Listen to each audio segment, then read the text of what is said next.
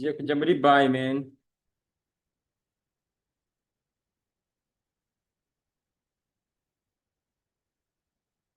Ariko stop loss yani iracyari kure.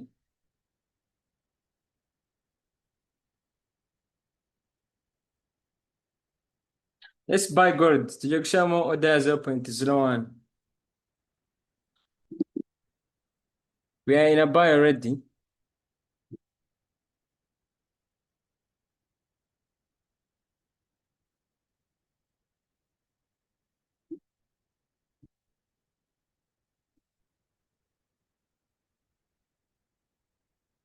Twageze muri buy man.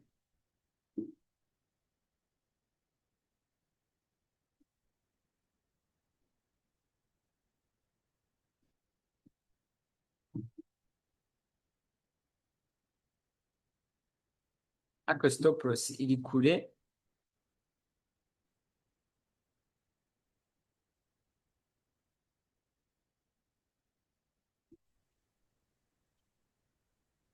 Iri kubayinga hano kubera ko price iri kugera hejuru. Gusa iriya zone ya sell ishobora kuza guferinga kubera ino buy uburyo iri kuzamukamo. So we're going to take a buy and then wait. Hano hasi hari zone ya buy naho. Iyi ni indi zone ya buy.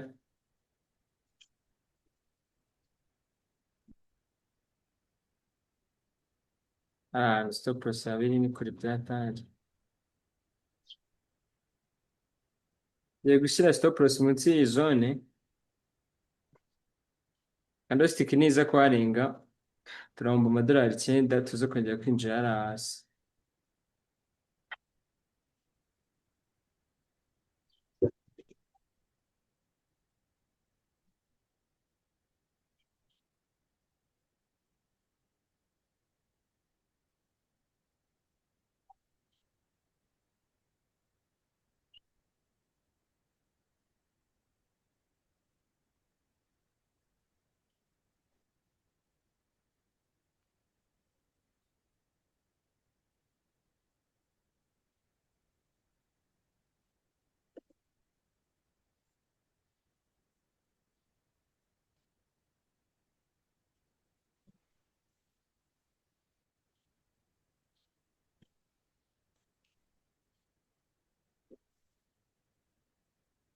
Ntabwo turi bushireho take profit turavamo manually. Stop loss mugiye kuyigira 51 karindwi kabiri 51 karindwi kabiri point 46. Iyo niyo stop loss. Take profit ntabwo tuyishyiramo.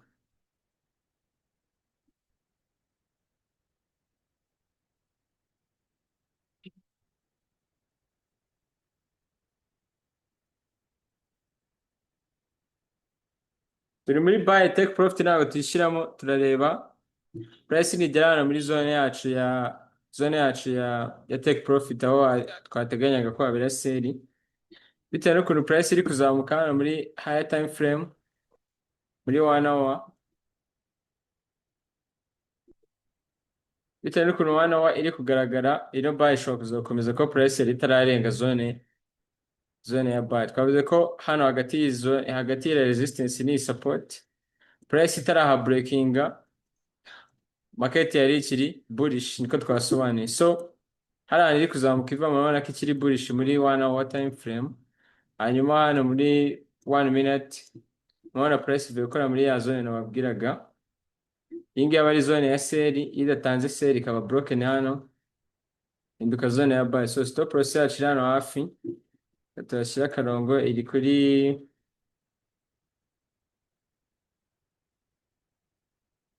stop loss iri kuri 150 51.70 51.72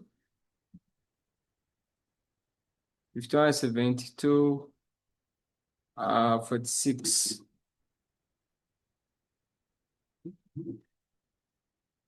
71 46 right here.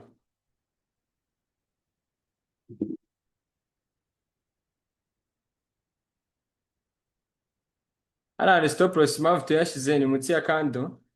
Hariya haraza kuba hahagije. Price iramutse ijya hano munsi indi buy zone iri hano kandi iyo sell ishobora no kuza kujya gute kwikomereza.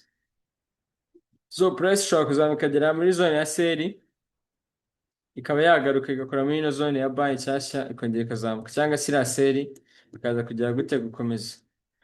Niyo mpamvu tudashyizemo take profit. Hano price ishobora kuza kuharenga bitewe n'ukuntu higher time frame iri kugaragara 1 hour. Muri 1 hour ngira ngo murabona ukuntu bigaragara. So hano price ishobora kuza kujya gute gukomeza kuzamuka wenda ikagera hano ugasanga twavuyemo. So lower time frame ntabwo igomba kuza kudutera ubwoba, turaza gutegereza price igere hariya turebe ukuntu iri buyitware, kuko murabizi ko iriya zone iri hariya hejuru twayise zone ya sell. Icyo tugiye gutegereza ni ugutegereza price ikageramo hano, uburyo iri bwitwaremo hano turakorozinga profit turiwe dufitemo, ubundi dutegereze ibiri bukurikiraho. Price iramutse irenze hano indi zone ya buy, gusa ino zone ya buy yaza gukoreshwa bitewe n'iyi price aho iri buvuye. Iramutse ivuyemo hano ishobora kumanukana imbaraga ikaza gukomeza kwimanukira bimwe twabonye, ariko ni breaking iriya zone ya sell dufite hariya hejuru.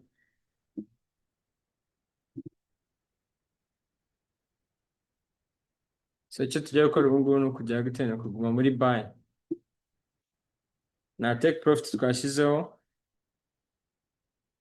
dukurikije iyi 15 minute time frame ukuntu igaragara tudakurikije analyze yose twakoze, iyi niyo yaba ari take profit. Tudakurikije analyze twakoze kare, iyi niyo yaba ari take profit hano hejuru hariya muri phone nyine niyo ndi kuvuga. Ariko analyze yo muri 5 minutes iratubwira ko ari hejuru ariyo zone ya buy. Tugiye kwihangana turebe iyi price yacu nizamuka ikaba yagera gute, yagera hariya muri zone ya buy, zone ya sell. Kubera ko hano hasi ari zone ya buy, price iramutse igarutse kudukuramo yabije muri ino zone, twashyize stop loss hano rero kubera ko ishobora no gukomeza kumanuka ikaba yarenga, kandi hano konti yacu ntabwo yashobora kuba ikirimo. So just going to wait turebe izamuka ikajya hano hejuru.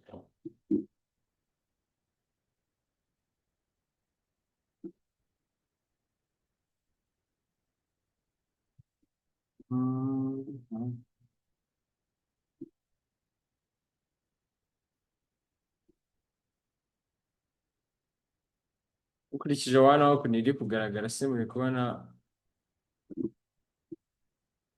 rejection zose ziri hano. Mbese nanone kuharenga inshuro nyinshi hano hantu harimo akantu k'aka resistance. Mukabona hano harimo aka resistance, hejuru hakaba hariyo supply zone. So price ishobora kumanipulating ahantu igakora amabariya igahita imanuka, ibyo nabyo birashoboka. Iyi buy rero dufashe tugiye gutegereza turebe uko biri bugende. Let's wait and see. Na take profit turi bushyiremo turaza kuvamo nigera aha ngaha bitewe n'uburyo iri buclosing, turaclosinga profit biri manually. Ni breaking ino zone nibwo twashaka take profit yacu. Ikindi iyi session turimo ni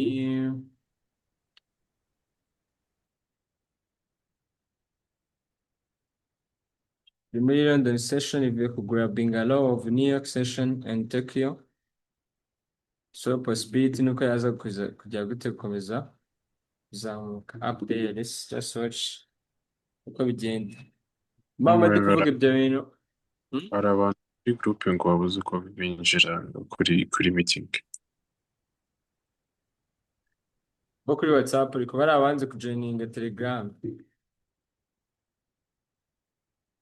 Ngo uyu Max ndi kumushyiramo sinzi ko biri kugenda.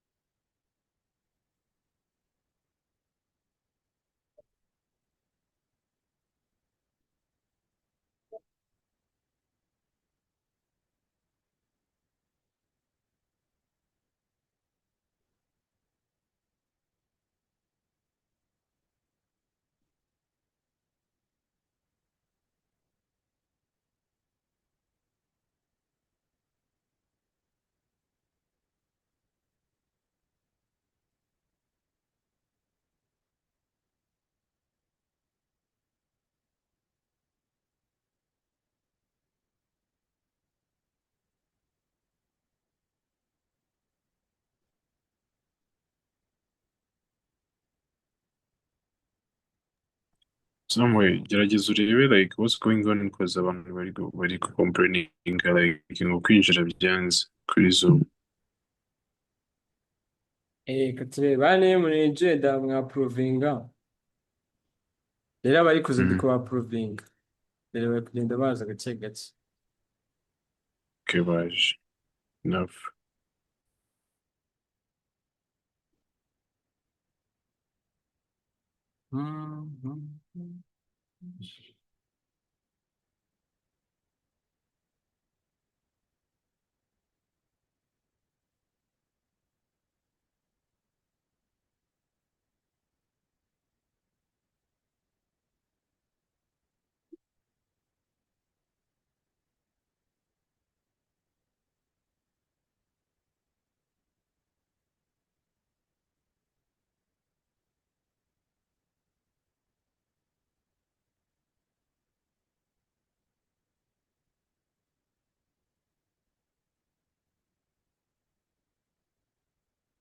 Woo!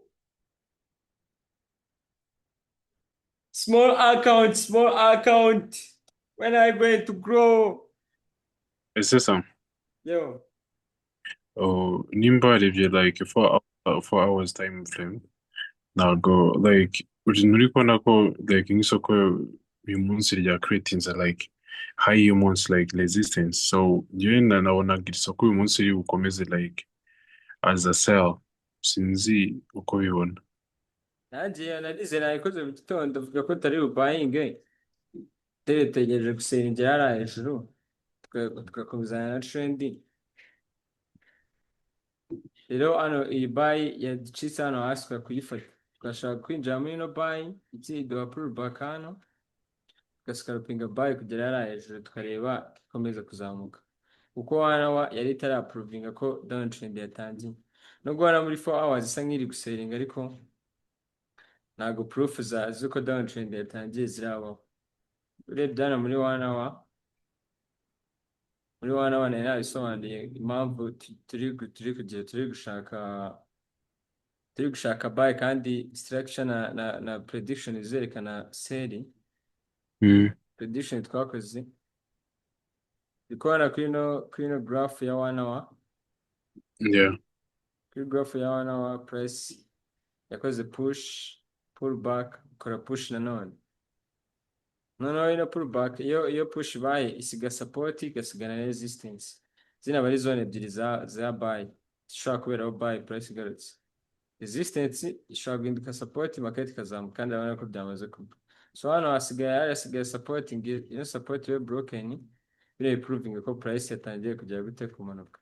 Price ikiri hagati y'iyi zone n'iyi ngiyi market bikiri bullish kuko ishobora gukora movement imeze gutya ikaba yakoze push pullback push ikaza kora nka pullback nanone ikongera igakora push. So impamvu turi gushaka buy rero hano nuko hari possibility ko ishobora kujya gute gukomeza kuzamuka kubera ko iri kuzamuka itabreakinze ino support mu buryo bugaragara. Iyi support niyo yonyine proving ko market yatangiye kujya gute kumanuka tugatangira confirmation ariko mu gihe itarabreaking hano mu buryo buri clean gifunge candlestick ya seri hano cyangwa buys izindi candlestick yose yafungira munsi support kandi iramutse serinze igafungira hano munsi nibwo turi butangiye confirma nyine 100% ko seri zabayo. Ariko iyi dash turi kubona iri hano hejuru twavuze ko ishobora gutanga seri imanuka ikajya hasi. Impamvu rero turi kubayinga nyine nuko bishoboka ko ishobora kujya gute kuzamuka ko hano ivuye ku manipulating abantu bose babayingiyemo hano.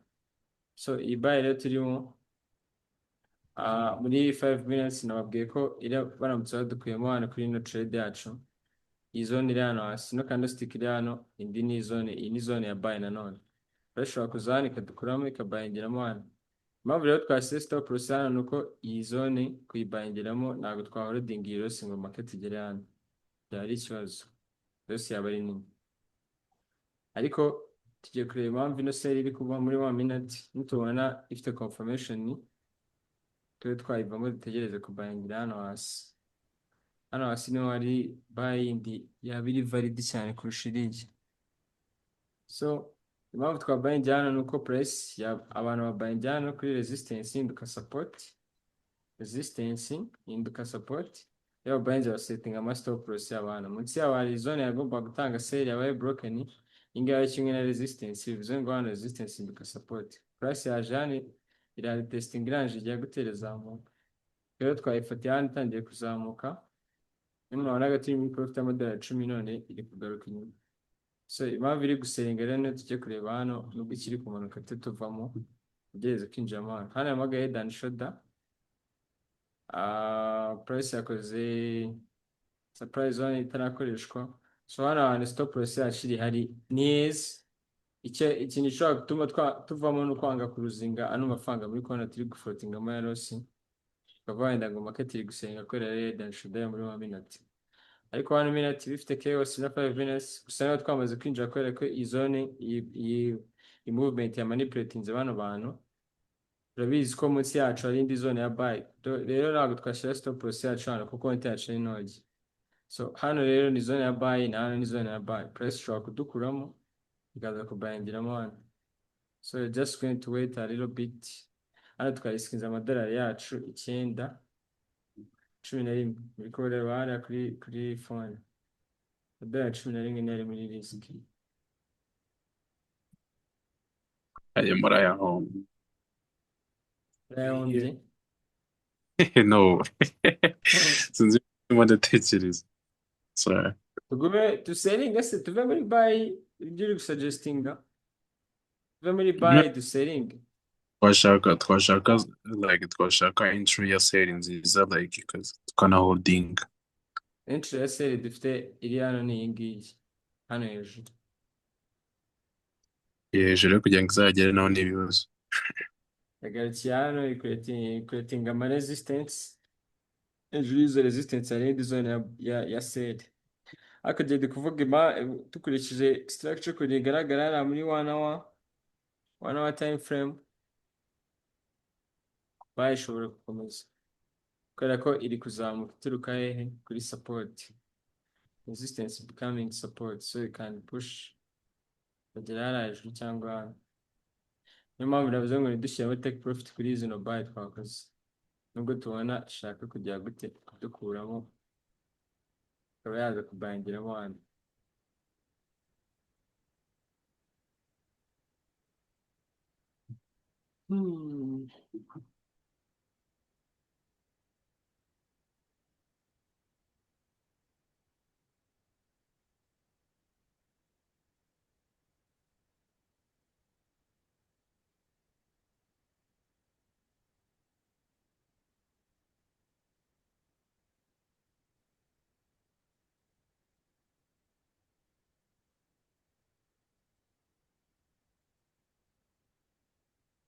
why do you suggest iyi buy tuyivemo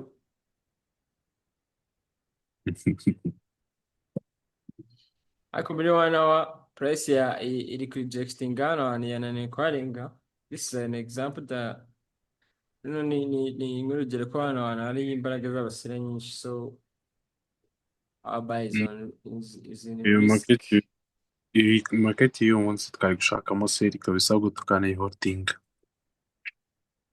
zone ya seri turayifite hariya hejuru gusa dukoze ni ukurambirwa tugashaka gusikarupinga buy ahangaha kandi dufite zone ya seri hariya hejuru aho kugira tuyitegereze ushobora gutegereza seri hariya price ikaza kuzamuka igaharenga bitewe n'ukuntu wana iri kugaragara iyo niyo mpamvu igihe turi gushaka nyine mo hano buy bitewe n'ukuntu wana iri kugaragara wana irerekana bullish power muri kubona imbaraga z'aba buy hano ko market iri guturuka kuri resistance induka support sibyo se niyo mpamvu nyine ngenda gushaka iki buy ya mbere twari kuyikorera hano hasi irabanza irazamuka confirma buy i-breaking resistance muri 1.5 resistance retested creatinga ikindi cyano ba buyers ino movement ije ibakuramo hano rero twagomba kubayingira rero twinjire nyine ahangaha stop loss yacu hano price ni yarenga irabijemo hano tugomba kwemera hano kwemera iyi loss ya $11 kishoboka $11 nashiraho turi gusubira hasi byatangiye so we are just waiting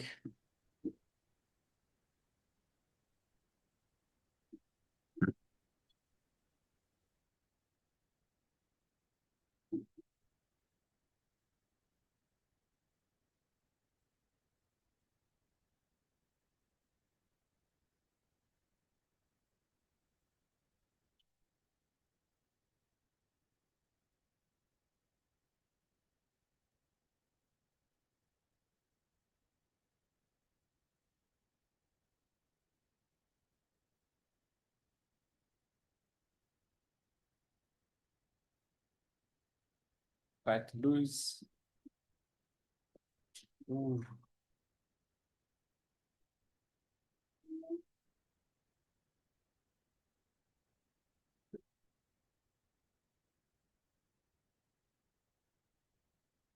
Hano hantu buri kubira icyuya uri kuvuga ngo bana umugaragu wawe.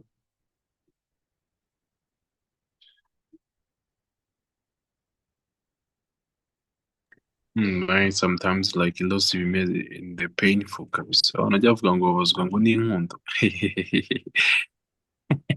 Abantu bahombera muri forex birangira mu rukundo basigaye bagira emosiyo nkeya gake gakeya Zirashira, zirashira. bigenda bishira gake gake.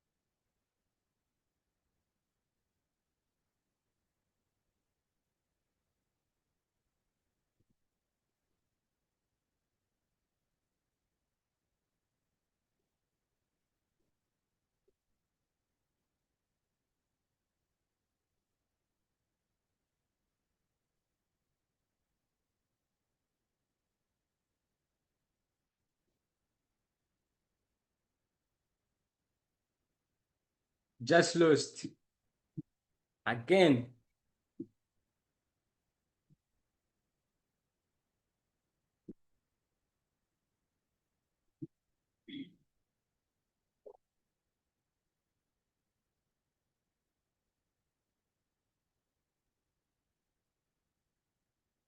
Ubwo rero dushaka gusengeramo hano. We just going to buy from here.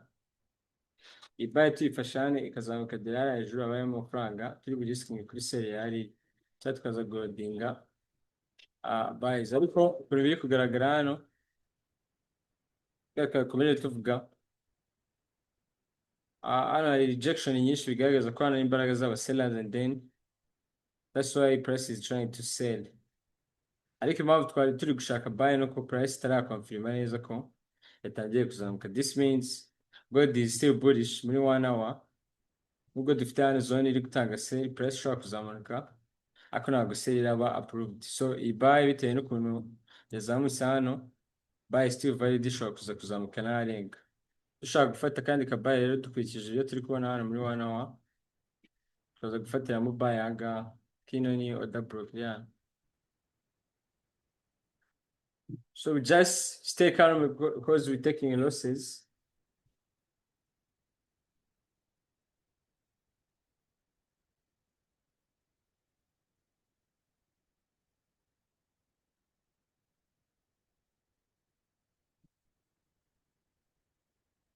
Ngiye gutegereza zone ebyiri ubu ngubu bifatire trade isa nkaho ari iya nyuma because our balance is too low to maintain it.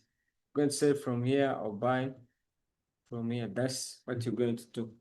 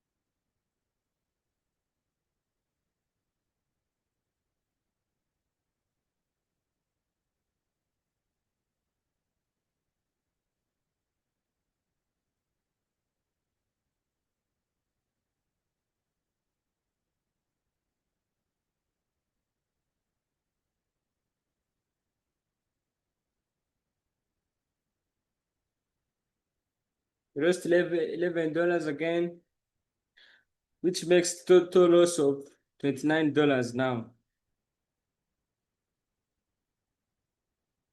Since we have started this challenge, we are not profitable. I can simply say I'm not profitable. The trades we've been taking.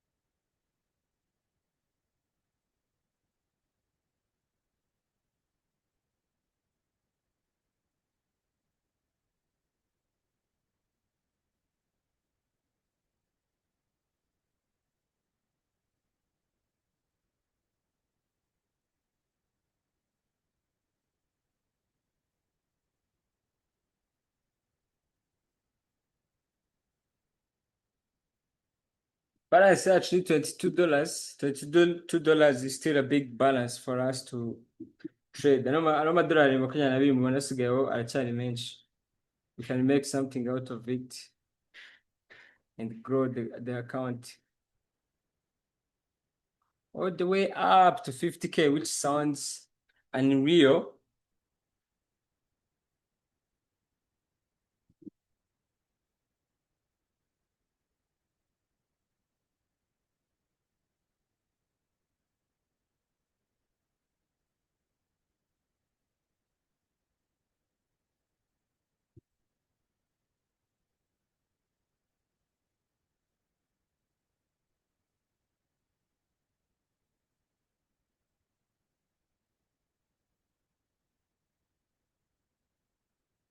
This was the first trade today, and we take a second trend and then we're done.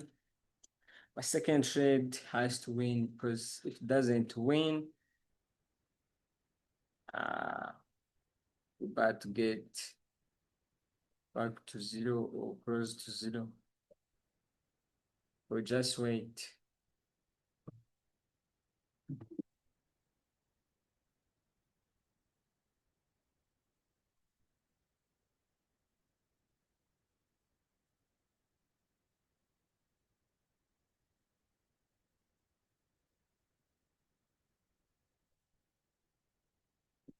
tuzakorera buy hano hasi iramutse yageze what is going to be our stop loss. tuza kuba dufite stop loss y'amadolari 16 dufite 22. I don't think we should use a stop loss here, but we will.